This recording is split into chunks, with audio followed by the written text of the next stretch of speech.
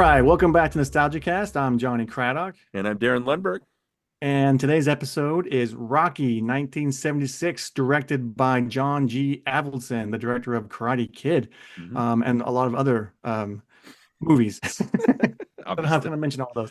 Anyway, yeah, before we jump into the episode, Darren, I want to real quick kind of do a shout out to the honorable mention movies that maybe were on our list that we didn't get a chance to cover because we're going to take a break after this episode. But uh, I had a long list of 70s movies, movies that maybe I hadn't seen or movies that I just wanted to cover or revisit.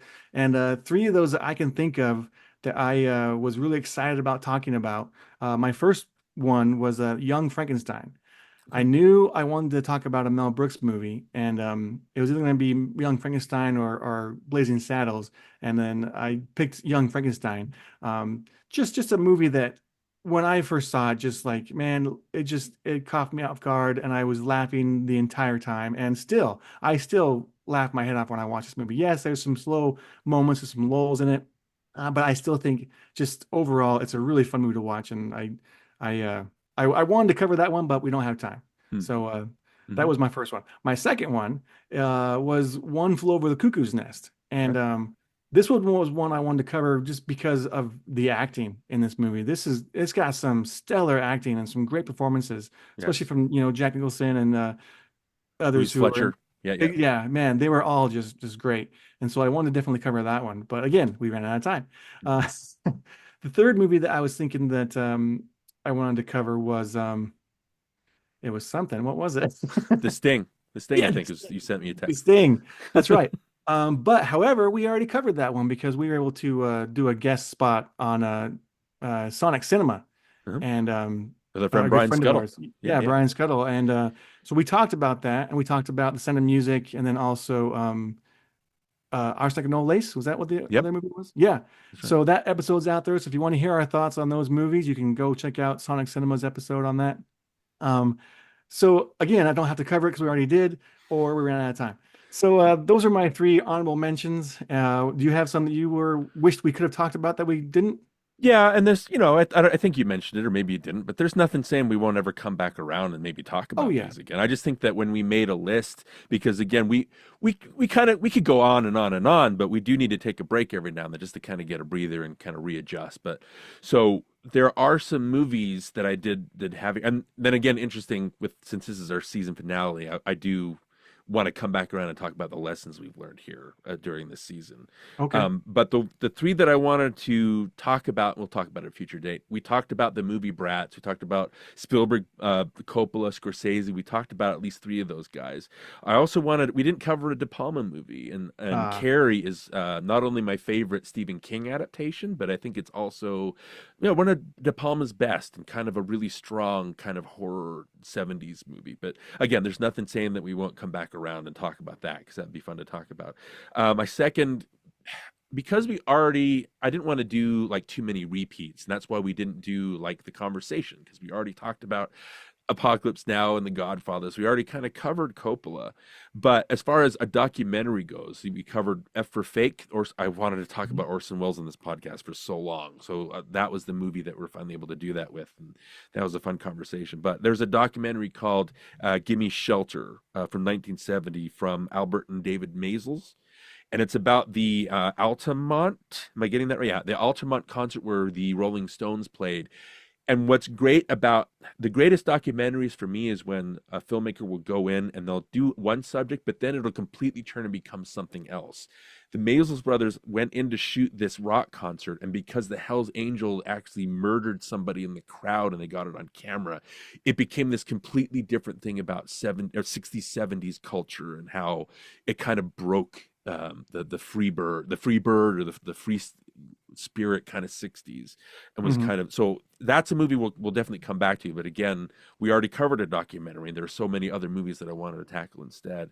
And then the third one is easy. I've always wanted to, we talked about Superman, right? We talked about Star Wars, the big ones. I wanted to talk about Halloween because that's my the gateway to slasher movies. Yeah. But it didn't really, again, it didn't really kind of fit because it was more, we want to maybe do Halloween. There's a On Halloween Halloween. episode later. Yeah, Yeah. something later. But again, John Carpenter is very big in the 70s for me. That's another filmmaker we could have tackled at Yeah. some future point. I definitely want to talk Halloween or The Thing or They Live or something like that. But so we'll come back to those. But I think the point is there's so many great 70s movies, and we could have went on and on and on Yeah. talking about these things, We but just can't cover them all. can't cover them all in the amount of time that we want to cover them. So Yeah. But all right, so let's jump into Rocky. okay. I'll go over my history real quick. This movie for me, I don't really remember the first time I saw it. I know I was quite young. I was probably 10, maybe I was 11 or 12. I don't know. I do remember watching Rocky 4 over and over again. And I Uh-huh. would watch that with my brother and his friends, and I remember watching that and getting excited about that one. And when I think about Rocky, that's one that comes to mind. I always think of Drago. I always think of, the training montage in the snow in Russia and Moscow, whatever. And so, that's what I think of when I think of Rocky. I don't think of the first one. It doesn't even come to mind. Yeah. And so I thought, well, that'd be a good movie to talk about because this movie, it's iconic. It's a Oscar winner, Best Picture winner. It's got a standout breakthrough performance from Sylvester Stallone. Stallone. It kind Yeah. of made his career. I mean, he is Rocky. Yeah. He's Rocky, Rambo, and Cobra. Anyway, but my history, man, I don't know. I don't know when I first saw it. Like I said, I was probably just at home with my family. I don't know. I can't remember the time and place when I first saw this movie. Okay. Well, it's funny you mentioned Rocky 4 and watching that over and over again. Rocky 4, I believe, was the first Rocky movie I ever watched. And Okay. I think I taped it off of HBO or something like that. And it is a movie that I watched again and again and again and again. I don't know why. I don't know why it captured my imagination. But then there was just one day where, and maybe it was because I didn't start watching the actual Rocky movies like we talked about many times until the 90s when I started. Well, there's certain movies that you need to watch to be able to consider yourself a cinephile, right? And Rocky was one of those. And so that's when I started watching Rocky and Rocky 2 and 3 and finally caught up to, whatever. But there was a day where I was watching Rocky 4 for maybe the 75th time. I'm not sure how many times. And I was like, I just had a revelation. This movie is terrible. Like it's all montages. It's all raw Americana. It's all Sylvester Stallone showing off his own sweaty biceps. We'll come back to why I think that's kind of like the opposite of what Rocky is for me or what it Yeah. became. But I don't, do you have a movie like that, Johnny, that was just so you were so in love with it, and then there was just one day where it was like you had a moment of clarity where you're like, this movie sucks. What the hell was I thinking? Do you have a movie like that in your I'm sure I repertoire? do. I'm sure I do, but I'm very in a similar place with you. Like I watched Rocky over and over again. Mhm. And it was funny. You say that you had a moment back then. I had a moment for that like last week because I was watching all the Rockies and I got to the first montage, Rocky 4, and I was like, well, this is going on too long. And then I started going, and then had another montage right after that one. And I was like, another montage. And I was like, what's going on here? So I Uh-huh. realized, well, this is kind of stupid. So for me, the moment of clarity was last week. But but yeah, I agree with you. I totally agree. I think Rocky 4 is where it became something else. And again, watching the Rocky and then Rocky 2 and then Rocky 3 and then finalizing what I thought this series. It's funny when you start a franchise in the middle or at the end because you don't really see where it's coming from. So in a way, Rocky 4 defined what I thought a Rocky movie was. And it did it in a way that was like a sledgehammer in your face, very 80s kind of sensational kind of Yeah. way, right? And that's not what this Rocky is. It is not that. It's in at a bubble, it is that, but in a way, kind of, blowing that up on the big screen and all its sweaty nothingness, MTV music video nothingness. I think Rocky became something completely different. And then with Rocky Balboa and then with Creed, it kind of came back to what it originally was. But again, it's very interesting watching this franchise from the beginning and to see Yeah. where it's gone. So So did you do the same thing I did and watch all of them in order and kind of no, revisit? I had a conversation with our mutual friend Robert Yanis. He's covering right now the Rocky. I think he just barely finished up. He did Rocky Balboa with Phoenix Clouden. Okay. And then he's going on to the Creeds. I had a conversation with him about Rocky 2, so I watched that one. I think for the first time in a few years. So I didn't go through the whole everything else because again, I think there are only with Rocky, just to get this out of the way, I think there are only out of the whole series, there may be three or four that I think are essential views. Everything else you can basically get rid of, and you could just hint at things, and you won't need to actually Yeah. sit through a 2 hour movie. Yeah. So I think the first Rocky is very influential. It has, oh my gosh, it staked a claim, right? It made it, it had a place in cinema history. Rocky 2 is a very solid follow up, and then if you skip all the way to Rocky Balboa, which recaptures the feeling of the down and out, the rah rah, this is why we love Rocky kind of sensation. Yeah. And then I think Creed is one of the top three legacy sequels because it doesn't, even though it leans into the sequelitis or the point at this and say you recognize that, the Leonardo DiCaprio meme that you see everywhere where he's pointing at the screen, I recognize that. It's like, even though it does have that, it does it in a different way where it leans into those tropes and gives it a different spin. This is what it is now as opposed to back then. So I think those four Rocky movies are very essential and they work, but everything else like 3 and 4 and especially 5 and I haven't watched the other two Creed movies, but it's like this series has a place, but I don't think every one of them is essential. Yeah, I would agree with that. I've only seen the first Creed. I haven't seen the two Creed movies, and I didn't get a chance to get to Rocky Balboa this time. But Mhm. I will say this: when I got to Rocky 5, I fell asleep. It came on, and I was instantly like, "This is so boring," and I just was out. Yeah, that's most people's reaction to it. But anyway, let's go to the first Rocky, the original, Our the 1976. the point of our conversation, Yeah. right? Um, so here's the thing. I want to make this point right off the bat. I don't want to come across as too negative, but uh, when when I watched this movie, when I went back for this podcast to kind of revisit it and see what I really thought of it, like I thought in my mind, okay, this is Rocky, this is gonna be good, this is gonna be, there's gonna be it's a best picture winner, all this stuff. I was had kind of hyped up in my own mind, like what I was gonna get when I watched it again. Hmm. And almost immediately I didn't get what I was expecting. And I was like, wait a minute. Like, how come I'm not feeling the excitement that I wanted to feel? Why am I not getting this, where's it, when I watched Bucky 4 as a kid, I would get excited about Hmm. watching the buildups and the montages and the fight scenes at the end. And it was exciting. And I remember feeling that. I wanted to feel that in this one. And I didn't really get it until the very end. And we'll talk about that. But I want to mention the first thing I saw that I got to write that down because this is weird. The title card. The title card is huge. It covers the whole screen, which is fine. And I know that was kind of a 70s thing. A lot of 70s movies did that. And these big giant titles on the screen. Set And automatically to the Conti theme, right? yeah, and I'm okay with that. That's fine. But like then the movie starts and he's walking through Philly and all that stuff. You had the opening fight and he's walking around and stuff. And then it shows Rocky really small, like on the screen again, like to say that it's the title of the movie. And I was like, why are you telling me again what the title of the movie is? You already told me in big giant, a big, overly dramatic fashion. This is Rocky. And then, hey, this is Rocky, by the way. You're watching the same movie. You know what I mean? Like that's kind of how I felt. And I thought, well, that was weird. That was a weird choice. And that's critical to be, critical about the titles. But I think that's important. I think that's something that, as a movie watcher or someone who wants to experience movies a lot, you notice those type of things. And so when the credits take you out of a movie, that's a bad sign. Because instantly I was like, why are you telling me again? Hmm. Did you notice that? Was that something you noticed as far as the title? Well, if you're gonna, I don't know. I can understand that criticism. I think maybe showing it so big and then scaling back and showing it kind of is a comment on the movie that we're going to basically build to. It's giving you what you're going to get, but then it shows you where we need to start from.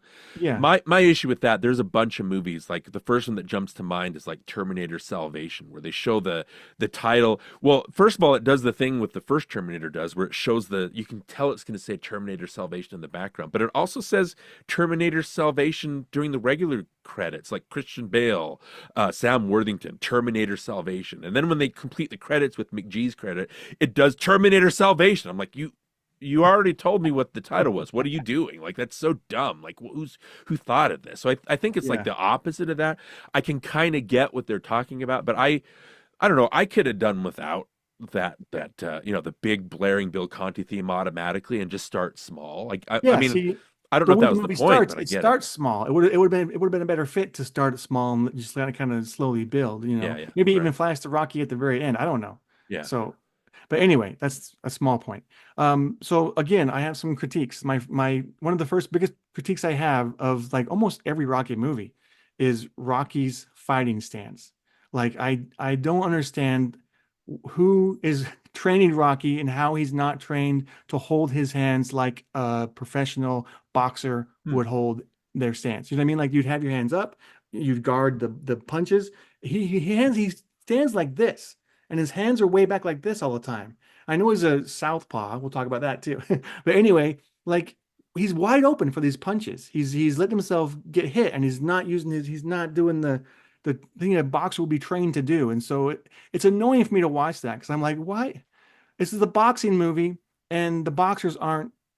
Maybe in some of the subsequent movies they are, like in Creed and with like other, you see them kind of tighten up their stances. But even the other fighters, like they'll hold their stance really wide and open. And it's like, I don't get it. Maybe it was because it needed to have room for the punches to get landed so they can fake the punches. You know what I mean? Like, but anyway, it's just annoying for me to watch it because I can't watch the fights and watching them do these improper boxing stances. Hmm. Well, it's interesting. The only comment I have on that is I don't think Stallone famously, this movie with Stallone is so down and out that he had to sell his own dog for $50, right? The whole thing is that he wrote this screenplay. He was adamant that he needed to star in it. And again, I'm thankful that he did because it did start a career, even though I'm not a fan of a lot of Stallone's acting or a lot of his movies. It did start his career. It did give us an icon that we can all look up to, right? And he bartered the deal and just wouldn't give up on it until the point where like, okay, I'm going to not take a six salary deal for the film rights. Just let me play this role because I think he took it so personal. This Hmm. is me and I need to be on the screen, right? But so that was it. It was just a very personal project they wanted to make. I don't think he had sequels in mind. It's interesting because in Rocky 2, he really buckles down with Mickey to train to fight Apollo again, right? In Rocky 3, he trains with Apollo and Apollo teaches him basically Yeah. how to get that stance, how Right. to be a Rhythm. better Yeah. fighter. Yeah. Yeah, Yeah. yeah. Yeah. Rock is very sloppy at the beginning. And Yeah. that's part of his character, right? Because he's just maybe untrained. So for like a franchise point of view, I can see where they're going with that. But it's interesting that he's just a very sloppy kind of. Maybe that's a comment that he's just open. Just he'll Maybe. take the hit. So that's an interesting point. But Yeah. yeah. The other thing about the fighting is, um, see, okay, for me, I want it to look realistic, and there are times when it does, when the camera's in the right place, and when they throw the punch, and the actor turns his head, and you hear the sound effect, and there's contact and all that, you buy it. Okay, he got punched in the face. But then there's times when the camera turns a different angle and you can see the miss. You see that he does not even come close to hitting his face, but you still hear the sound effect and you still see the actor act like he got hit. So it's kind of like, well, now I don't believe you anymore. You know what I mean? Like you were selling it for me at first, and especially in that first fight. It's like I see it. It's like obvious, glaringly obvious that you are not actually making contact, but you're trying to tell me that you are by including the sound effect and having the actor react like he had got hit. Hmm. You know, it's annoying. It's like it's almost like a slap in the face to the audience. It's like, why are you doing that to me? Like at least hide it. At least, don't use that cut. Use a different take. Use something else that will actually, you know, make me believe that this actor is getting hit in the face. Mhm. Again, it's weird looking at this in like from franchise context because the boxing does get more exciting and more confident with each movie, right? And so I think Stallone, especially directing the next few, he wants to kind of amp up that excitement. And this in the Avildsen's direction here, and then who's the cinematographer? James Crabe. The cinematography is who actually did yeah, he went on and did Karate Kid, China Syndrome, all those things. But anyway, so the cinematography is just very sloppy. Like there's nothing flashy about anything in this movie. You know what I mean? Yeah, And I have that note. yeah, but again, this is what I like about the Rocky movies, though. For me personally, is they are very down and out. They're not the more cartoonish and the more stylized and the more slick they become. I'm not attached because again, it's a movie about boxing, but it's not about boxing. You know what I mean? It could have been anything. You could have been playing baseball. You could have been a football player. It could have had the same things. And boxing is just the sport that he's chosen for this, right? Hand to hand. He take on life, whatever that kind of metaphor. But like, it's not so much about being boxing as about the going the distance. So it doesn't matter. Like, you know what I mean? Yeah. It's not the sport that matters. So in Rocky 2, the filmmaking is more confident with the boxing. Rocky Balboa is great because, again, he shot it in front of a live crowd, right, and just let it go. So it's very exciting and very interestingly done. For me personally, I can get what you're saying, and it's kind of like a conversation in The Godfather where you're watching James Caan almost beat up a guy, right? But he's not, because you can tell the hits Yes, aren't landing. exactly. Yep, exactly like But that. for me, like, it didn't really bother me that much because, again, I'm not really, it's weird talking about this because I can see what you're saying, but the more slick that it becomes, it loses me a little bit more because I Mm. like the scrappy kind of not so in your face kind of stuff. So it's hard to, I get what you're saying, but it's also the more slick it becomes, the less I like it, because that's not why I'm attached to the movie. I'm more attached to I the emotion of the understand. characters. Yeah. Yeah. So Sometimes too much polish is a bad thing. right. Or it can be a good thing. It just depends. It's just Yeah. Yeah. with this franchise, it's that scrappiness that I like the most. I understand that. And I know, they obviously make contact to the body and I'm sure there are times when they actually really did get Yes. punched in the face. I mean, I've heard those Well, stories. So I know that's real. I think the funny thing is that Stallone, when they were fighting, hurt his ribs, and then Carl Weathers hurt his nose. And so it's like, it's Yeah. the opposite of what happens. I Yeah. thought that was funny. Yeah. But that first fight, I do agree, I think was really sloppy. And it's almost kind of like, this is what you're gonna show me first. This is the very first thing you're gonna show me, all these faults. Yeah. Anyway, okay. I mentioned this during our Godfather episode, and I just think if you're gonna be the best picture winner, you better Mm. be pretty dang close to being a perfect movie. Like, it's hard for me to see a best picture winner when not all the elements are there. Like, there should be a standard that's held, like, and you got to meet those standards. And if you don't meet those standards, you can't be nominated. So you only get the best of the best. I'm not saying Rocky's not a good movie, or maybe didn't win because it was the best movie of that time, of that year, or whatever. But I'm just saying, like, going back and revisiting it, and you find all these things that you maybe don't like about it, you're like, well, wait a minute, this is considered the best? Like, really, this is the best?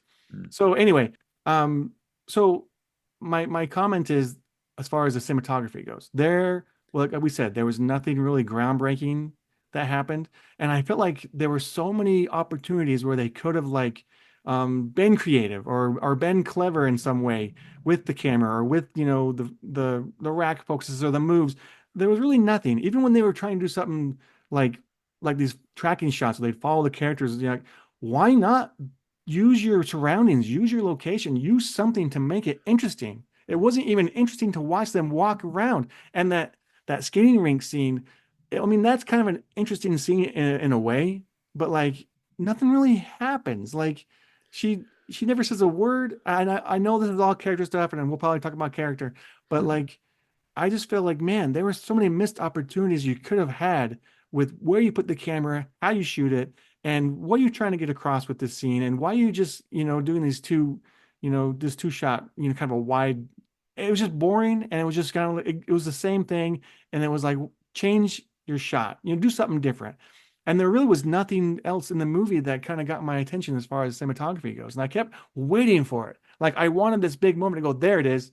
There's the moment that I want to see where I can say, yes, that's some good cinematography there. But it never happened. So I was like, well, Yeah. nothing happened. You know what I mean? Like, what are your thoughts? If we're talking boxing movies, Raging Bull is probably the ultimate, to me, boxing movie. But again, it's not a rah-rah movie. The way that Scorsese and Michael Chapman shoot Raging Bull and shoot Jake LaMotta, each fight is a different comment on LaMotta's state of mind and the way he is in his life, right? So the filmmaking is so exciting in Raging Bull, right? Because it's Scorsese. He's not just going to be lazy with his camera, right? So every fight, like I said, has a different language to it. And so, but Raging Bull is a completely different movie Right. from Rocky, right? So, again, we come back to the thing. It's not really the fighting so much that and all that stuff. But again, I like that you're bringing this back as a conversation, because we did start The Godfather as our season opener for this, right? And I guess this opens the door to, like, an interesting conversation about Oscars, because we've talked about it before. I am notoriously not an Oscar person because I Mhm. think I've been to high school. I know what a popularity contest is, right? I'm glad that I don't do that anymore. I think you have the same opinion as far as high Yeah. school goes. And that's what Oscar is. It's these old white men that are telling you what they think a movie is worth, right? And at the end of the day, How Green Was My Valley wins in 1942 or whatever over Citizen Kane.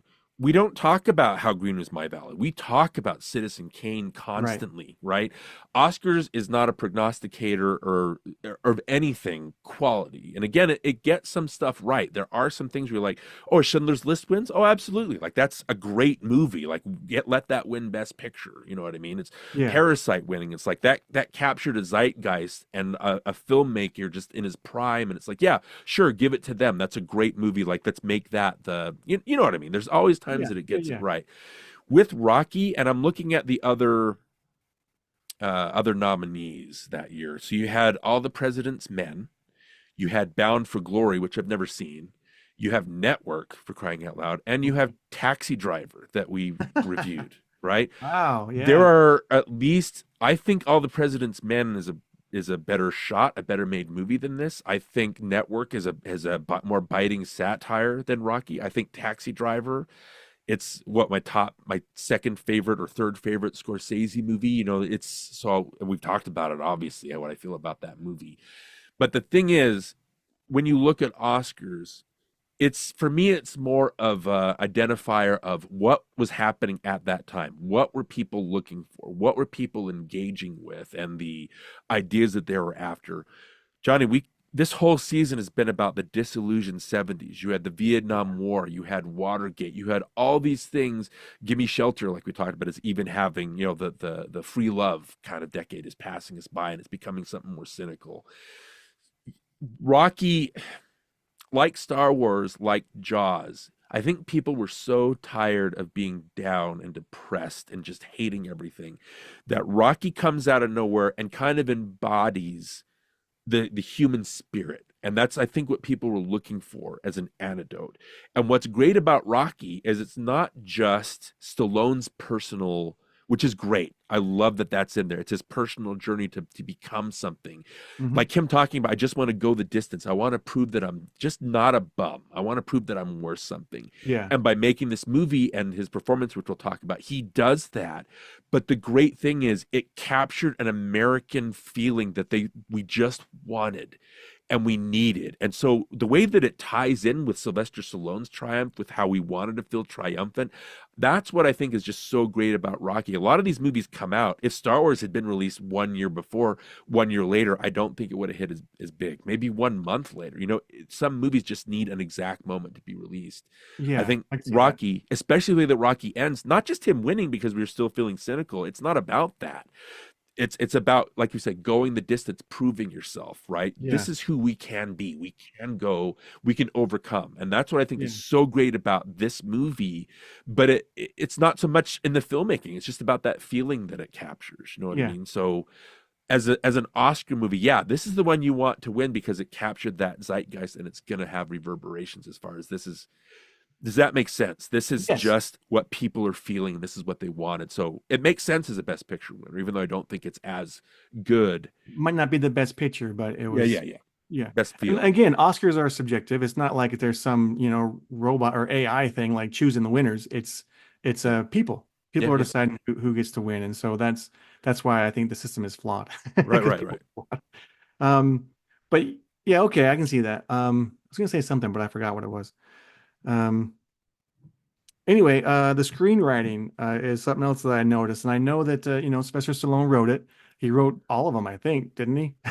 Like, Yeah, except for the Creed movies, I think. Or yeah, Creed 2, I think yeah, anyway. yeah.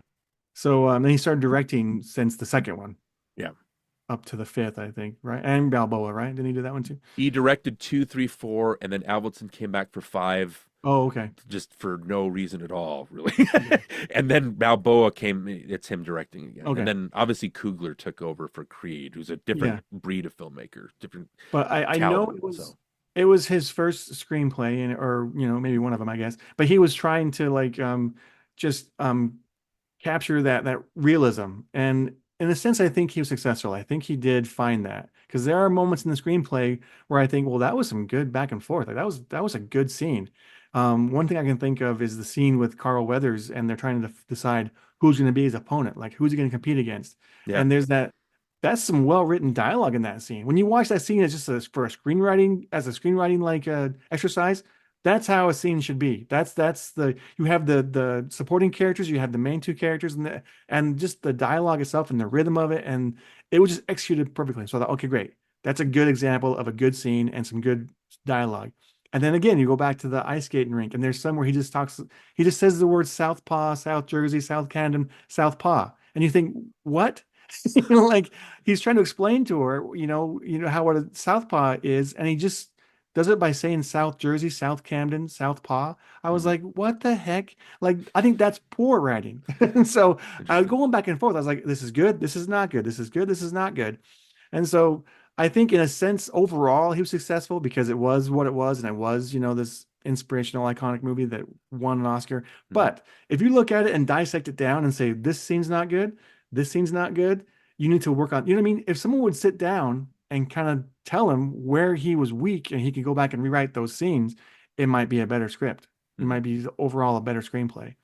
Right. But anyway, it was his first time. So I'm not going to judge him. I think it is good in a sense, and for the most part, it's good. But there are some weak parts that I think fell really short. Yeah. Well, he gets Rocky 2 from a screenwriting point of view is more confident. There's a lot more scenes. Rocky proposing to Adrian, when he goes to Mickey and says, I need you to retrain me and then stuff like that. And the scenes go on for so long that you're like, this doesn't seem like written dialogue. Like when I say written dialogue, you basically come in, you need to hit your bullet points and then you need to move on, right? That's not what these first two Rocky movies especially are. It feels to me like you're getting a sense of what real people sound like, real people feel like. So they're awkward and they're kind of, they have long pauses. I like the scene where Mickey goes to Rocky to basically grovel and say, I want to be your trainer, right? And it goes on Yeah. for so long. He talks and he talks and he talks, and Rocky doesn't say anything. You can tell that he doesn't want Mickey there. You can tell that, especially when he goes in the bathroom and then comes back out and then Mickey's still there and he goes right back into the bathroom, right? But what's great is that Mickey's groveling, he's not getting to him, he walks off, and then Stallone Rocky goes into this monologue where all of a sudden all his anger and all his, feelings come out. And I don't think he knows particularly that Mickey hears him. He's finally getting it out. It's like, you never helped me before. Like, you could have been helping me this whole time. My life has sucked so far. And now when I have a chance, now you come to me, and Mickey is outside listening to him. And you can tell they can't communicate face to face, but you can tell that they're getting to each other. And then it does the thing where it cuts to Mickey walking outside, and it's completely visual. There's no dialogue. Rocky comes running down. You can tell they're talking. They kind of are able to bury the hatchet and Mhm. finally talk to each other. And then they shake hands. He walks off. I really like that as far as, these are people. They're not characters.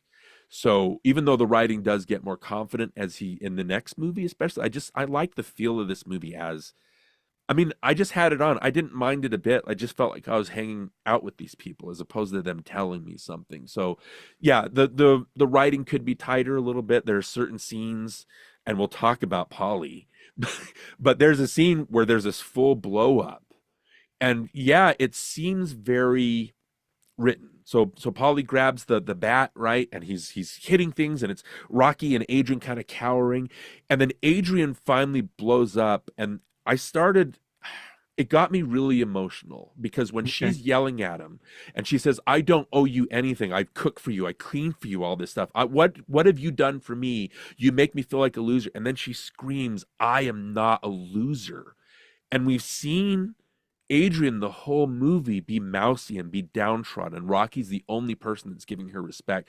Rocky has given her the confidence at this point where she can say, I am not a loser. I have worth, because Rocky has given that to me. Rocky has made me see that I'm worth something. And again, it encompasses everything that Americans and that you feel as a person as you're watching it. Like, yeah, I am not a loser. And again, that's what, there is weak writing, but I think that the strong moments, even though I think in that moment you can tell it's acting, you know what I mean? I think her saying, I am not a loser, it embodies what we all feel at a certain point. Sure. And again, that's the thing with Rocky. He makes you feel like this is the person that I can be. I know that Jason from Binge Movies was on with us. I think during our Captain America conversation, he called Rocky the greatest protagonist in the history of film.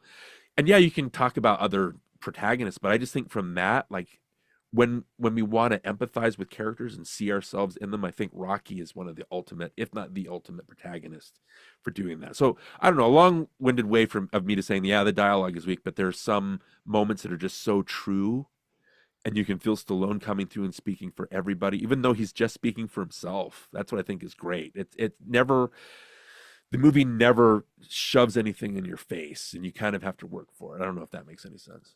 Yeah. Um, okay. As far as the characters or the acting, Mm. I'm not going to say anything negative about Sylvester Stallone in this one. I mean, I know that, like you, there are some movies that he's done that I'm not a huge fan of, and I have stated before that Copland, I think, is his best performance that I've ever seen. But he's pretty good in this one, and yeah, he plays, it's kind of stereotypical kind of part, but I buy it and I believe him. He's probably the most believable in the movie. Hmm. Um, when it comes to Adrian, so I'll say this: as a kid, I didn't like this character. Like I didn't like her, Hmm. and I didn't understand why Rocky liked her. I was like, why does he like this boring, like shy, unattractive girl? I never got it. I was like, I don't get it. So it was hard for me to like cheer for them as far as their relationship goes, because as a kid, it didn't matter to me. I didn't understand why it mattered to him. Yeah, yeah. So anyway, I get that, she's shy and the whole turtle thing and coming out of her shell. I got all that. And I know as the movies progress, she does come out of her shell. Hmm. And the funny thing is, like, I like her even less when she does that. You know what I mean? Like, I just don't like the character, I think. And so it's hard for me to like root for them. Um, Not that she's unattractive in real life or anything. I'm just saying, like, they make her look really homely and really just kind of like, I don't want to look at her when she's on screen. And so Hmm. it's like, just move on. So I have a hard time with that character. What was I else going to say? I was going to say, I thought my feelings would change this time around. I thought, okay, I know I didn't like her as a kid. Maybe I'll like her during this watch. Didn't change. I still don't like her. I Interesting. still don't like watching her scenes. And that might have been a good performance when she got mad and she screamed, but that's yeah, okay. Like you say, it was acting. But the thing that ruins that scene for me is Polly. Like I Polly ruins everything. yeah, he ruins every scene he's in. I don't understand that relationship between Rocky and Polly. Why are they friends? And I hate that sometimes I like this. I like it when you get dropped into a movie and you have to kind of figure out who's who and what's what and what's their Mhm. relationship and what's going on. I don't mind that. In fact, I would say I'd prefer that. But in this movie, you don't get any exposition. You don't understand why Rocky and Polly are friends, and you just kind of gotta. And then Polly's just this despicable person who's like, and I just don't want to be around him. Like I just don't like him. And so whenever he's on screen, I find myself wanting to like change the channel or turn away. And Mhm. so the fact that she's on screen with him and they're the brother and sister and all this stuff, and I don't know, my wife's like, well, maybe maybe he's just mad because his best friend's dating his sister or whatever. And I'm like, I'm sure that's part of it, but like I still don't like the character. I just don't like who Yeah. he is. And if it was different, maybe a differently written character, I might like it more. But Mhm. anyway. So that's my thoughts on Adrian and Paulie. Okay. Well, I can talk about each of them, but do you also want to comment on Carl Weathers and Burgess Meredith Yeah, before? you know what? Color Weathers was great. I think he might be one of the best things about the movie, and it helps that his scenes are well written because he does a good job. And I always like the character of Apollo Creed. Um, Burgess Meredith, okay. As a kid, again, he was an angry, grumpy old man, and I didn't like the character because I didn't understand why Rocky wanted his help. He just seemed like it's someone who I would avoid. If I was Rocky, I wouldn't go near that guy. I'd Mhm. find somebody else to train me. And so it was kind of like, all right. But watching it again this time, I can see why he's a well-loved character, and I think his performance doesn't really stand out until Rocky 2. Rocky Oh, 1, he's kind of like, all right. yeah. But Rocky 2, when he actually is more involved, I was like, okay, I get it now. I get the Mac character or Mickey. It's Mick? Mickey. Uh-huh. Mickey. He Yeah, calls yeah, him Mick. Mick calls yeah, him Rock. yeah. So it's But like, yeah. yeah, I mean, Okay. Stallone and Weathers are the two best actors in the movie, in my opinion, and the two best characters. Well, Stallone and Carl Weathers, and this again, I don't want to denigrate their acting because I think they're great charismatic actors and they're likable when they are you want them to be likable. You know what I mean? I think that Rocky is Stallone's part. Like that's his best role. I think Carl Weathers is Apollo Creed. I think that his charisma, his showboatiness, his salespersonness. I think Carl Weathers, uh, R.I.P. Obviously, he just that this is him. I think this is his role. He's that, and he's just great, right?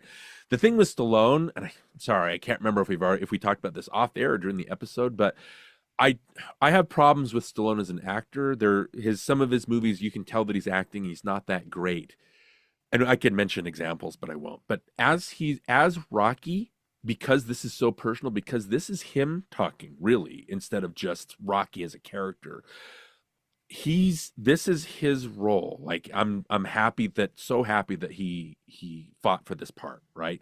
Whenever he said in interviews too, like I could say this stuff in real life and you wouldn't buy it, but as Rocky, you buy it. You buy Rocky's heart. And I just think even though Stallone has a limited range, say as an actor, I think as Rocky, he's perfect in everything he does until you get to again Rocky 4 and Rocky when he's asked to do more than just being the Palooka. I love Stallone when he's the down and out guy that has to rise up and be a hero as opposed to the bum, right? Which is why Copland was such a great return to form after we saw him do Judge Dredd, where he takes off the mask and Judge Dredd never takes off his mask.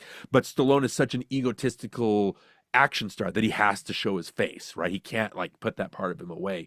And again, with Rocky, I just think, and Rocky 2 as well, he's so strong. It's almost like, you know how they say, like, as an actor, you have to pull from your experience, right? Since this is Stallone, I think I never have any criticisms of him. I think in Rocky 2, he has these, you laugh at him at the beginning of the scene, like when he dresses as the caveman and he can't read the cue cards, but then his heart comes through and you recognize that and you love him. And it's so natural. There's never a moment in this movie or Rocky 2 or Rocky Balboa or Creed, those four that I mentioned, Hmm. where it seems like he's acting. He's so sincere. And this is just from the heart, right? So Stallone, you're right. I can't criticize anything. I just love him in this role. This is his part. This is Stallone, what he was made for, right? Talia Yeah. Shire, I don't know if she's because again, we talked about her in The Godfather, and she's shouty in a lot of these things. In Godfather 3, I think she comes into her own as kind of a schemer and trying to grasp that power and all that stuff. But I don't, as far as her being mousy, like that's why Rocky, he sees himself in her, right? And he's able to inspire her to become better than she is. So he makes her beautiful, right? But there's not really a lot. I'm sorry to say this, but there's not really a lot to her performance. She's good and she's solid and she's there, but there's nothing other than that I am not a loser, which is speaking for everybody scene. Uh, I don't, she just fits that part, but I do when we'll talk about the ending obviously, but when they're shouting for each other at the end, I buy them as a couple because they fill in each other's gaps, like Rocky says, right? So again, not a stellar knockout performance. She just does what she needs to do. And then you're right about Burgess Meredith. I think in Rocky 2, he really comes into his own and becomes a character that we love. Even though in this one he has the line, "You're gonna eat lightning and crap thunder," you know that line that he says. Yeah. Even though he has that iconic line, I think in 2 he becomes a better lovable character, and we see why. Because he has that scene in the church where he's yelling at Rocky, and then he goes, "But I'll stay with you if you want to." When Adrian's in that Yeah. coma, right? So he becomes better in 2 to the point where in 3 where he's killed, we feel there's a real loss. If he Yeah. died at the end of this one, we wouldn't have felt anything, right? I Right. think Right. I more agree it's with more too. And then Burt Young, you're right. Like Paulie is just a piece of crap all through these movies. And yeah, there's a part where like I said, he's banging the baseball bat, and we see a photo of him on that dresser, dressed as a soldier. Maybe he came home from Vietnam. Maybe he's fighting with demons, right? But that's no excuse for acting like an asshole all through this. Like in Rocky 2, he says, "Why don't you just punch in her teeth?" Right? Like teach her a lesson. It's like, you are a horrible example, right? Adrian is right. I do everything for you. All you do is you put a roof on, and I'm the one that cooks. You throw my turkey out of the you. Yeah. out of the Yeah. back on the stuff. I mean, he was supposed to be the comic relief, but he never made me laugh. I never He's laughed not once. funny. Yeah, he's He's not funny. the only thing that I laughed at is when the news crew comes into the meat plant and he's like, "You get off the camera," and then they're shooting, and then, "Hey, that the owner's sticking his head in." I thought that was funny, but that's more not Polly on Right. That's Polly. It's just more scripted. Yeah. more the situation, right? So Yeah. yeah, it's strange. Burt Young, he again, R.I.P. As Paulie, he never. I don't know. I at the end of it all, I still don't like him, even though there's flashes of humanity in him. It's hard. Sure. It's hard. Yeah. So. Um, one other thing I want to talk about is the music. Bill Conti, right? Mhm. I think the score is good. I think it is iconic melody that's recognizable. Yeah. And when you hear it, you know it's Rocky. And that's what I love. I love when you have something like that. When you hear it right away, you know, oh, that's Braveheart, or oh, that's Back to the Future, or oh, that's Star Wars. You just know right when you first hear it, or it's Indiana Jones. When you hear Rocky theme, you know it's Rocky. And I love that. So that's great. Um, However, I think there were some, again, missed opportunities with the score because there's some long scenes when there is no music and there is nothing going on and nothing fills the void. So you're like, okay. And I find myself getting bored in those scenes. And I think, well, some music would help here. You know what I mean? Like, and then Mhm. there was a scene, I forget where it was, somewhere where he's like walking home or something at some point, and all of a sudden there's some piano, a little bit of piano. I was like, oh, they're doing something. And then it was gone. Like in 10 seconds, it was gone. Mhm. And I was like, oh, that's all I got? I only got like a little blip of something. And it was Mhm. kind of like, well, what was the point of that? You went this whole time without having any score, and then this tiny little bit, and then it's gone. So it was things like that that kept bothering me throughout the whole experience. I was like, well, if you're gonna do it, do it. If you're not gonna do it, don't do it, and make it purposeful. Do it in a way that, we're making a statement. We're not gonna have music in this scene. No music. Or hey, this scene has some, score, and there's gonna be a soundtrack song. There's gonna be something to make this. Anyway, I'm being really, really critical here, but I just feel like the music is good to a point, but there's either not enough of it or too much of it, or whatever. Or there's not. Okay, here's one thing I want to say. Um, I would have loved to have seen this. Like when he walks past the a cappella singers by the fire, and they're singing by the garbage can that's on fire, and they're like a staple throughout the movie. You see them occasionally, and I like that. I like that they did that, and that's like kind of it brings the atmosphere. It brings like that's where he's from. That's where he's used to. He knows these guys. He tells them they're getting better every year or whatever. Mhm. If you can take what they're singing and make that the soundtrack, make that the score, and then all of a sudden it's revealed that's where it's coming from, that these guys are the ones who are providing the score, and then you hear it all the way until he goes into his apartment, and then it shuts off. And even then, it might be a little bit faint in the background. That kind of stuff is what I look for when it comes to soundtrack and score. I want that incorporated throughout.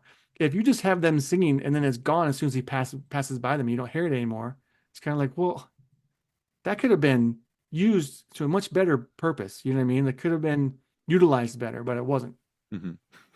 The thing I will say, it is a very iconic score, right? Um, the, and I'll come back to this, but it's like when you have people singing on the soundtrack, feeling strong now, trying hard now, it's like flying high now. It's like, I get it. You don't need to tell me that's what's happening. Like the music itself is telling me that. So again, it's a very iconic theme. It's a very iconic song. I think it charted pretty high on Billboard, back in the late 70s, that kind of thing. But I don't need to be told what I'm already feeling, right? That's the only drawback is like, you don't need to have that lyric because your music is doing a good enough job, right? Yeah. The thing and I think I was just reading this. I think it was like it's based on a sonata or something like that, where the horns or something. It's like a 17th century sonatia or something like that. It kind of is recognizable from that. So it's again, brass trumpets is kind of the heroic sound for a lot of heroes. You know what I mean? But I don't know how I'm going to tie this in as far as the theme goes. These Rocky movies, especially the four that I mentioned, there is a moment in each Rocky movie where I feel myself levitate out of my seat, and I don't know if that makes any sense to you. It's so motivational, it's so aspirational. In this one, it comes at the very end. It's like obviously you see him climb the Philadelphia steps, and he does the cheer or whatever, and it's very iconic, that kind of thing. And when he's able to, I like that they set it up that he can't really make it when he first starts his training, but then at the end he runs up just those the short flight of stairs, and that's a character arc, which is great. It visually tells you that he's improved and he's ready to fight. You know what I mean? Yeah. But the moment, again, this whole movie, I'm really coming around. I'm sorry, this is going to be a very long-winded way of explaining why I like this theme so much, but the movie is not written in a way that you would expect a movie to be written. Again, it's these vignettes that you're getting about Rocky. You're getting that, he does this fight, but then he goes in the back and he's like, how much do I get? It's like, well, this is how much you earn, but you're going to be charged for the towels. You're going to be charged for the shower. And so you get on his face. It's like, I fought all that just to have that money taken away from me, right? He gets called a bum. He gets called a meat sack, that kind of thing. The little girl says, creepo or stuff like that. You see him barter over $2 with the ice skating rink guy. Like it comes down to you're groveling over $2. You know what I mean? And so it's all these things that you get, that Rocky is so down and out, and he's isolated within the frame a lot of the time. He's by himself. And it has these vignettes, but like the inciting incident where the owner comes and tells him, I want you to fight Apollo. It doesn't come until like 45 minutes in or something like that. Yeah. But the whole movie has been building to give you know everything you need to know about Rocky. And again, you can tell when a movie's hitting bullet points because it's just smacking you in the face with things that it's trying to say.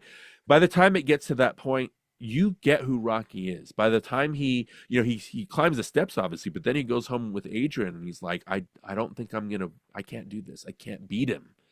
All I want to do is go the distance. And then with the fight, it's so unspectacular. But the thing that I love about the fight a lot of the time is Apollo is so cocky. He doesn't give this guy, even when, Duke is watching him beat up the meat, right? The cow. Anyway, he says, you need to come look at this. Like, this is unbelievable. And Apollo's like, well, I'm unbelievable. He says whatever line.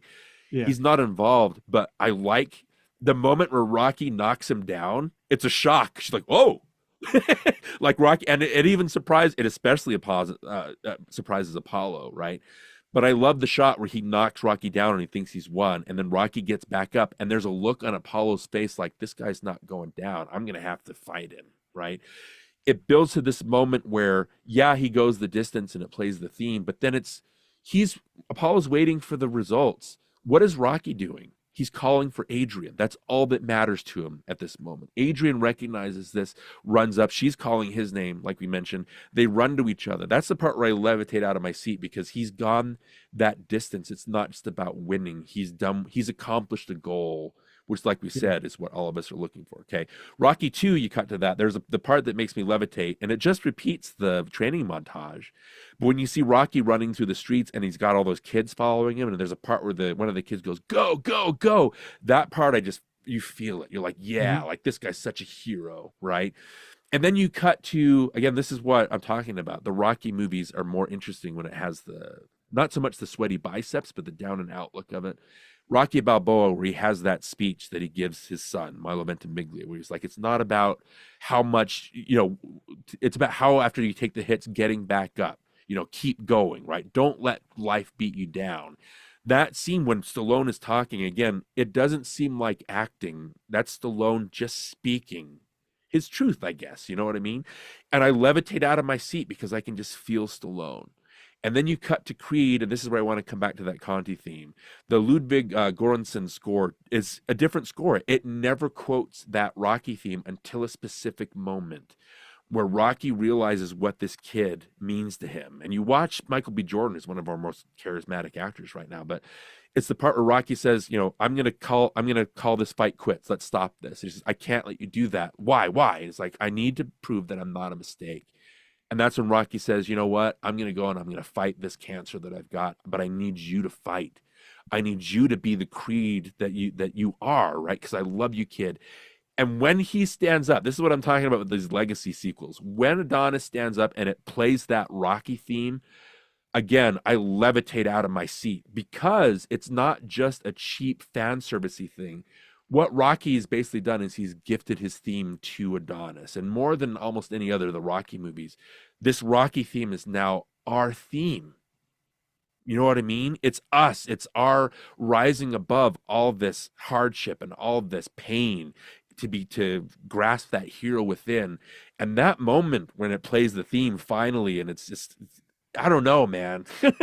It's like, wow, like this is what movies should do. It should make you feel something. That's what I love about the theme, just the way they're able to use it. Not so much having the lyrics in there, but again, what it means to us as movie watchers. Again, long-winded way of me saying why I love this theme so much. It just ties in with these movies themselves, I think. Yeah, and I get that, and I see all that, and I I will say too that I do feel that. I do feel the inspiration in these movies, and it's not something that's lost on me, and I recognize it. I just want everything else to be just as good. You know what I Yeah. mean? And so I want the whole experience. I want everything to be firing on all cylinders. And so I don't want to be taken out of the movie. I want to be in there from the very beginning to the very end, and I want to, walk away feeling like I can conquer the world. Yeah. And for the most part, you do. You feel that way after this movie's over, or after the first couple, or whatever, which is a good thing. I agree with that. I think that's great. Yeah. Um, I just want everything else to also be just as good. I know what you mean. Again, I'm sorry that that took me so long to explain everything. No, I it's just okay. think this this movie captures something that movies this movie or sometimes this series captures things that I think we go to movies to feel. Yeah, So it as a part of an emotion and a feeling, I think it really does a stellar yeah. job at that. Well, I think we had to quickly talk about the montage because I think Rocky made the montage, a thing. Mhm. I know I didn't really notice it much before the Rocky movies started coming out, but I think sometimes they overdo it. I think they go on too Mm. long. On the third movie and the fourth movie, obviously they basically just recap the other movies, and Yeah. it just goes on forever. Like with Rocky and Apollo run on the beach, they go back and forth to that shot over and over and over again. Like Mhm. how often do we have to watch them run on the beach? We get it. In They're their short working out shorts. on the Yeah. beach. It's like anyway, they beat it to death, and so I think they could have been more effective if they just trimmed them down a little bit. Because Yeah. these movies are actually kind of long. They're not like super short. They're you know they go on for a while. At least I think they do. They feel like they do. Yeah. Um, Some of them feel like they do, yeah. especially yeah. So I think the montage is a good thing. I like seeing the progression of the character. I like seeing that he's getting better. I love it when the kids join him and they run up the steps with him and they're all jump up and down. And it's a good feeling. It's fun to watch that, that progression that he's improving. Yeah. But just shorten it up a little bit, you know? Yeah, and again, it's not quite like you said. As soon as Rocky Four hits, which is basically just nonstop montages, right? It's like this isn't a movie. You're latching onto the things that worked last time, and you're just going so full boredom that it kind of loses sight of why, like the what got me to love the franchise in the first place. Yeah. Well, that's all I had to say. Do you have anything else you want to talk about? No, that's basically. I think I've said everything. It's just, yeah. If you make the argument that Rocky is the greatest protagonist in the history of film, like, yeah, sure. I mean, I could mention other characters too, but it's like I can see why you say that. I can definitely feel that, and the legacy of this, not just Stallone, but of the sports drama, the inspirational underdog sports drama, which we talked about in Hoosiers. Hoosiers is basically Rocky, but with basketball. It's the same kind of capturing your inner spirit and your inner hero and just you being an inspiration. All these sports movies that came after Rocky, which I don't know if it per se popularized all those themes, but it definitely made there's no turning back after Rocky. It's definitely a thing, right? Yeah. All these inspirational movies from Karate Kid to The Replacements with Keanu Reeves to Young Woman in the Sea that just barely came out with Daisy Ridley, right? It's these every one of these sports dramas is trying to be Rocky. Rocky is the aspiration, right? It's the aspiration, it's the inspiration, it's the example that everybody's trying to follow. And you could argue that some sports dramas, Hoosiers, whatever, Karate Kid, do it better, but like this one did it, you know, I don't know. As far as the feeling of that goes, I think it did it perfect, and I can understand why people would say A, that Rocky's the greatest protagonist, and B, why this is the sports drama that everybody tries to emulate and to be. Yeah. Well, I do like the character Rocky, and also Amazon Prime thinks I do too, because now it's recommending all the Rocky movies, all the Creed movies, every boxing movie there is. It's saying, "Hey, watch this. You might like this." Yeah, But yeah, I agree. Rocky, might not be, in my opinion, worthy of Best Picture, but it's still a great movie. It's still a good, inspirational, feel-good movie. So yeah, if you haven't seen hard to ignore. Rocky, check it out. Absolutely. I asked you, like, what were your three examples or lessons that you've learned from this season? What takeaways? Well, I don't know if I actually thought of three different things, but I did recognize a similarity in the shooting style of these 70s films. They all had like a similar style. It was like they were kind of like um, copying each other in a sense. It's like we started out with Godfather and Deer Hunter and these other movies that we did, and it seemed like they all had this similar, shooting style, and that was apparent to me. And even Rocky has it. You watch it and you think, okay, they're doing what they do in these 70s movies. I don't know if it's just because it's in the 70s or they're all friends and they all went to the same film school, but it does feel that way sometimes. Mhm. But it's just something that I noticed, not so much that I learned, but I just noticed that they all look similar and feel similar. Kind of a cinema verite, kind of real. Again, that's what they all tried to do. They tried to not capture the feeling of written dialogue. They wanted to capture kind of a real kind of feel to everything, Yeah, right? So yeah, I can see that. but that's about all I thought about. I didn't Okay. have anything else. Well, the three things that I want to talk about is number one, I think social media is can be a blight, but it can also be something great. And when I say that, this helped us get in this social media has helped us as far as NostalgiaCast goes, get into contact with some great guests. We've had some great conversations with people, and it's all because of social media. And we had Phoenix back on. We had Chris Scalzo from the first run. We had Tom from Real Spoilers. Like all these guys coming on, great conversations.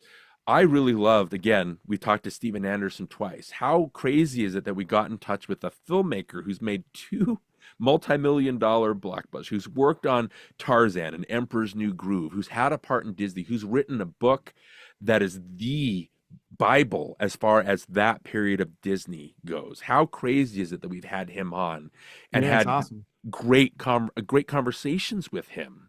And it's just being able to talk to this person that we watch his work and we're inspired by his work, and just being able to talk to him. It's going to sound weird. Being able to talk to somebody that's on a celebrity level, who is a celebrity, like he's one of our friends, is so great, right? And so I love that the contacts that we've made over the course of these 110 episodes, 109 episodes, however many we're at. So that's the first thing. Number two, what I really, really have loved this season is that movies are or cinema, I guess you want to get more or pompous about it. They have movements. Like you have the silent films that start off and give us the visual language. You have sound films. You have the gangster movies of the 30s. You have the 40s, Citizen Kane, Casablanca. You have the 50s spectacle movies that people got tired of. Again, you have the free love kind of hippie kind of, I don't want to say hippie movement of the 60s, things like that. Things die. The 70s come back with the movie Brats. Again, it's a reawakening. What's great about the movie Bratz, about Spielberg, about Coppola, about Scorsese, about De Palma, all these things that we've talked about, is because again, movies today are just repeats of everything that's been done already, right? It's like, how do you find the originality or the excitement, the voice? Seeing Spielberg and Lucas and all these guys come in and to take their movie fed knowledge and to make it something new, give it a new cinematic spin, that there's a new voice that's giving us old things that are new. You know what I'm talking about? I just love these movies that we've covered, whether we've loved them or not. It seems like they're speaking a new language to us, even though it's the same language. It's just a different kind of dialect. You know what I mean? Does that make Mhm. sense? What do you think about that? Yeah, I agree with that. I think that's important, and it's good that these filmmakers can put their own spin on something that's been tried and true. They know what works, but then they make it personal, and I think that's what we're seeing with these Yeah. movies. And then the last thing, the real thing, again, I texted you. I was like, I'm really angry about the state of movies today. And I think talking about 70s movies especially, and 90s movies that we talked about, which again is another movement past the video, MTV music video spectacle of the 80s. 90s really recaptured something. Yeah. 70s is maybe even more influential. The thing that I've noticed is that these are movies. It's not just about taking gangster movies of the past and then just repurposing them for The Godfather. The Godfather said something different, right? It gave us the inside, a different point of view. Like Jaws, even though it's a copy of monster movies that have been done countless times before. Again, it's a new language where we're invested in the characters. Star Wars is a pastiche of things we've seen countless times before, but Lucas gave it such a new spin that it felt new and groundbreaking. I love talking about Star Wars, helped me recapture my love for Star Wars because we're able to see what it did for cinema, right? And so you have all these movies, they're these are movies, right? They're new language, even though they're repeating the same thing that we've seen before. Movies today, there is a trend going on, Johnny. I don't know if you've noticed this, and I've been okay with it up until now. You have movies like Spider-Man No Way Home. You have movies like Ghostbusters Afterlife. You have, again, there are countless examples I can use. Spider-Man No Way Home. Why, oh, why is the Willem Dafoe character saying to us, I'm something of a scientist myself, right? Why is the Bokeem, I'm, again, I'm forgetting his last name and I forget. Like, why is the character in Woodbine, why is he coming in and saying, who you gonna call, right? Alien Romulus that just came out. I don't know if you've seen that yet. This movie takes place in between Alien and Aliens. There is a part, Aliens is very famous for a line at the end when Sigourney Weaver comes in and says, get away from her, you bitch, right? That's a very iconic line. For the moment, it's been building to that. In Alien Romulus, Johnny, there is a part where a character jumps on an alien to save his sister, so to speak, and he jumps on top of this alien with a gun, says, get away from her, and then shoots it, and then turns around and says, you bitch. And to me, I lost my freaking mind because why is he saying that? It takes place before Aliens and he's saying that line. That line is not for the movie narrative. It's for us in the audience who've seen Aliens. Yep. What the hell are we doing where that's acceptable as movies? You know what I mean? You watch these 70s movies, even though they're copying what's been done before and giving them a new spin, they're new experiences. I never Yeah. question that it's a new movie. When a movie stops to quote a line of dialogue that a character has no business knowing, no business saying, because again, the alien creature that he's fighting is not a female creature. It's like a worker ant. It has no sex. Why is he saying that? And Yeah. again, there are parts of Alien Romulus that work, and I've talked about this before, and I kind of gave it a pass with that line. And there's a part, Johnny, where they take Ian Holm, who's obviously passed away. We're talking about so many people who passed away, actors. They give us a CG version of the Ian Holm character from Alien for no reason. It makes no sense. They're doing that so that people that have seen Alien recognize it. A person who hasn't seen Alien aren't going to know who Ian Holm is from Alien. They aren't going to Right. know why he looks so weird and why he's a CG recreation, right? Right. They aren't going to know what the get away from her, you bitch line even means. Like I said, I gave most of Alien Romulus a pass. I'm not going to do that anymore. When a movie stops functioning like a movie and it's not a spoof, it's just there to comment for us and the audience. I call bullshit on that. I Yeah. am not accepting that anymore. That is not what I go to movies for. Yeah. Well, I agree. And I gotta say, Darren, I kind of like seeing this side of you. And That's that's the that was thing. fun. When we settled on 70s movies, I didn't expect to have so many again and again to say, wow, these guys are just taking what's been done before and giving it their own voice. And now we're not doing that. Yeah. There are movies like Creed. There are movies like Top Gun Maverick. There are movies like Mad Max Fury Road that are legacy sequels, but are giving us new comments on it and not just. It's it, Sure. it's not even a question of Bruce Willis and Die Hard 2 saying yippee-ki-yay, mother effer, right? It's not that.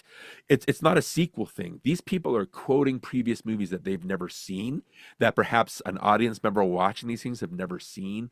What are we doing? Why is this I just don't accept it. That's not Yeah. what movies are to me. You talk about you don't want to be taken out of a movie. You, Johnny, are talking about a moment where maybe a music score doesn't hit the right note, or maybe the filmmaking doesn't quite do it for you and it pulls you out. When a character quotes something from a different movie that he has no business knowing about, that's a different pulling you out. Yeah. And it would take me a while to get back into the I'm just so upset that this is what movies have come to now. Yeah. Maybe Instead of it's saying time something for worthwhile. it's time for another revolution. Yeah, especially with the superhero movies, kind of. Well, Deadpool and Wolverine kind of brought it back, unfortunately or fortunately, whatever you're going to look at it. But it's like we need a new movement to come in, something new to kind of latch onto. I just think I'm done. I'm done with these meme quotes in Yeah. movies, And if it Well, wasn't for the season, we wouldn't have talked about that. I wouldn't have yeah, worried that's about that. true. Thanks for indulging me, Darren. I had a lot of fun visiting some of these movies and seeing Yeah. them for the first time. There were a Yeah. lot of things I hadn't seen, and so I wanted to make sure I kind of caught up to you because I knew you've seen all of these before. Well, So let me thank ask you though, like last question, was sure. there a particular movie that you just your feelings on it changed or you didn't expect to love as much as you did? For me, it's What was it? Apocalypse Now because I You know, think Apocalypse Now is one of the greatest movies ever made, and it's because of the conversation we had. You know what I mean? well, that might have been one of them because I do remember really liking that one, like more than I thought I would. Because I remember thinking it was going to be boring. I've seen Vietnam movies, but yes, I walked away going, wow, that was good. Like I was Yeah. excited about what I'd seen.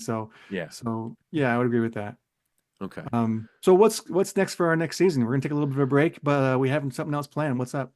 Well, we want to come back. I think we talked about something for a Halloween episode. We'll kind of do that as a mid thing. Again, this is just an idea. I do want to bring maybe more guests in or past guests. I know that Lady Wan, who we talked about for Men in Black, we want to bring her back, obviously. But I just thought it would be interesting to kind of go back to maybe 90s movies again. And instead of like, I don't, I don't think we had any rhyme or reason for all the movies we picked. We just wanted to talk about 90s movies, right?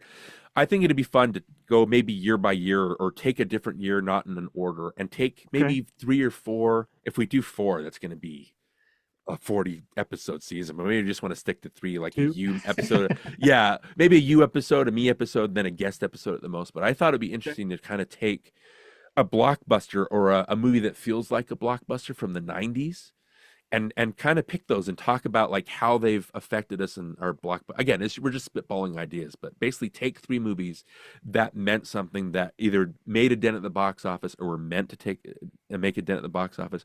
I mentioned Lady Wan. She wants to talk about either Twister or Independence Day. That's what I'm talking about. Let's talk about these Okay. movies that everybody Yeah, yeah. saw and how, I don't know. What do you think about that?